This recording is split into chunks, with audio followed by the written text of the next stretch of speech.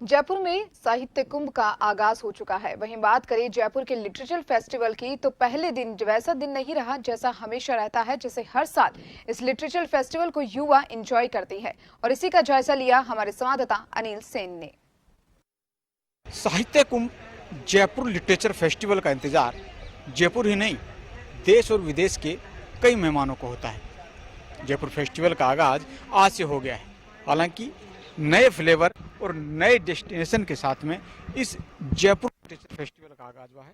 अमूमन तौर पर डिग्गी पैलेस के अंदर जयपुर साहित्य का जो ये मंच है वो सजा करता था और उसी के अंदर अभी तक के तमाम जो लिटरेचर फेस्टिवल के 14 संस्करण में वो वहाँ पर आयोजित हुए हैं। लेकिन इस बार पहली बार जयपुर सिटी से बाहर कह सकते हैं होटल क्लार्क्स आमेर में ये आयोजन यहाँ पर रखा गया है और इस आयोजन को लेकर आज का उद्घाटन सत्र भी रहा। पर्यटन मंत्री विश्वेंद्र सिंह ने उद्घाटन करते हुए सराहना की और कहा कि इस तरह के आयोजन से, और खासतौर से लिटरेचर फेस्टिवल की भी बात रखी कि इस तरह के लिटरेचर फेस्टिवल से देश और विदेश के जो मेहमान हैं वो कहीं ना कहीं आते हैं और उससे पर्यटन को बढ़ावा मिलता है। पर्यटन को बढ़ावा मिलने के साथ साथ रोजगार के अवसर भी कहीं ना कहीं ज़्यादा पैदा होते हैं और यही वजह है कि लिटरेचर फेस्टिवल का इंतज़ार कई सरकारों को भी होता है। अमूमन तौर पर साहित्यकार, लेखकों और साहित्य से जुड़े जो इंटरेस्टेड जो लोग होते हैं उनको लिटरेचर फेस्टिवल का इंतजार होता है। लेकिन इसके साथ साथ कोरोना के चलते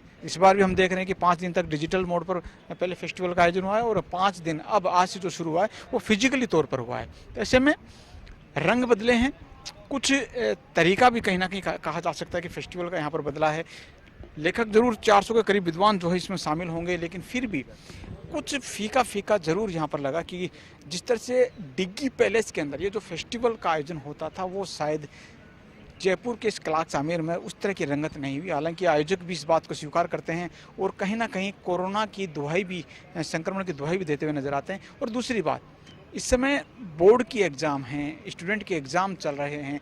एक जो गैदरिंग कहीं ना कहीं लिटरेचर फेस्टिवल में आती थी वो गैदरिंग जो रंग बिरंगी हुआ करती थी वो शायद युवा चेहरे इस बार इस लिटरेचर फेस्टिवल में नज़र नहीं आ रहे हैं और उनकी कमी कहीं ना कहीं आयोजकों को भी खल रही है।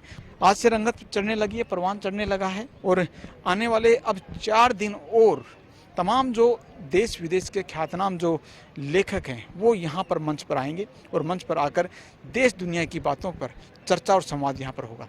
खैर, इस बार का ये कहा जा सकता है कि लिटरेचर फेस्टिवल का उद्घाटन हुआ है, फीका जरूर हुआ है, लेकिन आने वाले 4 दिनों में इसकी रंगत अलग ही देखने को मिलेगी। सहयोगी सुशील यादव के साथ अनिल सेन,